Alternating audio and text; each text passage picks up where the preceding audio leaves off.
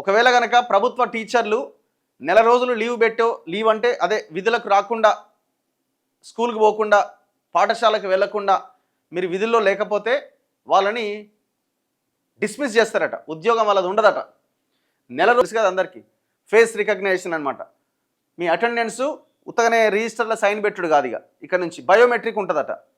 So కొంతమంది టీచర్లు, ఇది అందరు కాదు, కొంతమంది ఉన్నారు, ఒక 2% 3% పాపం వాళ్ళ వల్ల జెన్యున్గా పనిచేసే టీచర్లకు కూడా చెడ్డ పేరు వస్తున్నది. ఒక్కొక్క టీచరు కొన్ని ఏరియాల్లో అక్కడ పోస్టింగ్ ఉంటుంది కానీ అక్కడికి వెళ్ళడు. అక్కడ లోకల్గా ఉన్న ఒక అవుట్సోర్సింగ్ ఎంప్లాయీస్తో మాట్లాడుకుని ఈయనకేమో 1,00,000 2 లక్షల జీతం వస్తుంది.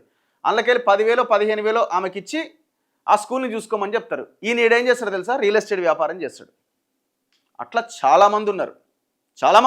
ఈ మధ్యకాలంలో కూడా వెలుగులోకి వచ్చింది ఒక ఘటన. కావాల్సిన ప్లేస్లో వేయించుకున్న వాళ్ళు కూడా కొంతమంది ఉన్నారు. వాటి మీద కూడా ఫోకస్ చేయాలి. ఇప్పుడు ప్రైవేటు ఉద్యోగము, గవర్నమెంట్ ఉద్యోగం.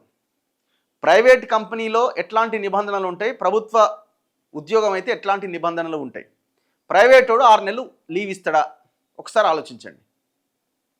6 నెలలు ఏ కంపెనీ అయినా లీవ్ ఇచ్చే ప్రయత్నం చేస్తుందా? ఇంపాసిబుల్ కదా, ఏ కంపెనీ ఇవ్వదు కదా. మరి ఈ నెలల తరబడి లీవులు ఇచ్చే కార్యక్రమం ఏంది?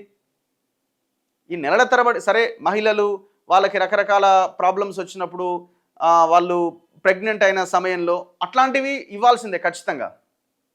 కానీ వాళ్ళ అవసరాల కోసం ఉత్తగానే లీవులు పెట్టి ఇట్లాంటి వాటిని ఖచ్చితంగా పగడ్బందీగా అమలు చేయాల్సిందే. ఎందుకంటే వాళ్ళు కూడా ప్రజలకు జవాబుదారీగా ఉండాల్సిందే.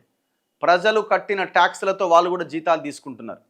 కానీ అదే సమయంలో ప్రభుత్వం ఆలోచించాల్సింది, మరి టీచర్లకు సంబంధించిన బెనిఫిట్స్ కానీ, వాళ్ళకి సంబంధించిన కనీస సౌకర్యాలు కానీ ఆ స్కూల్లో ఏర్పాటు చేయాలి కదా. మరి ఆ ప్రయత్నం అన్నీ మీరు పగడ్బందీగా చేసి మీరు ఎందుకు పని చేయరని అడగండి.